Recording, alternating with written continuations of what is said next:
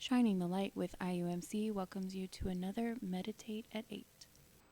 Peter's letter to the early church is one that contains words of wisdom and encouragement, written to people desperately in need of both. In chapter 2 of his first letter, he reminds believers of their identity as chosen and precious stones in God's spiritual house, built on the foundation of Jesus Christ. Now, I don't know about you, but if you're like me, you might be wondering how being compared to a stone is supposed to make me feel encouraged, even if it is a precious stone like a diamond or a ruby or an emerald. Most days, if I'm honest, I would probably even say I feel more like a lump of coal than a precious stone. But here's the thing.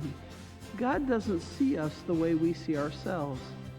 God sees us as precious, valuable, and chosen, not because of anything we've done, but because of what Christ has done for and in us. Peter doesn't just say we are precious stones, though, and leave it at that. He encourages us to respond to how God sees us by living lives that are honorable and good. He reminds us that we, each one of us, are called to be a holy priesthood. Now, you might be thinking, a holy priesthood? Me? I can't even get through this short devotional without getting distracted by my phone or random thoughts of no particular significance. And yet, there it is. We are, as Peter says in verse 4, to be living stones built into a spiritual house to be a holy priesthood. So we're not only precious stones, we're living stones. Since I've never seen a stone come to life or show any signs of life, what does Peter mean? Peter is using a metaphor to illustrate our lives as believers. Just like stones are built to form a house, we are to build our lives connected to other believers to form a spiritual house, the church. And just like stones have different shapes, sizes, and colors, we all have different gifts, talents, and personalities that contribute to the overall beauty and strength of the church.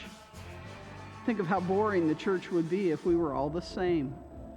We are called to be a part of something greater than ourselves, to share in the common purpose of proclaiming the good news of Jesus Christ. My first thought to share for the day is to encourage you to think of yourself as God sees you, as a precious stone, chosen and valued. Then ask yourself if you are using your stone in a way that encourages and gives hope and strength to others. Think of a beautiful stained glass window in a church and how each of the small pieces of glass contributes to the beauty of the whole. If just one piece is missing, the beauty of the entire window is impacted. In looking at the window, our eyes would be drawn to the missing piece rather than the beauty of what remains. We all have days when our light doesn't shine as brightly as it should, but don't let that become a pattern. Instead, ponder today how your light can shine to give glory to the one who is in heaven and who is waiting just for you.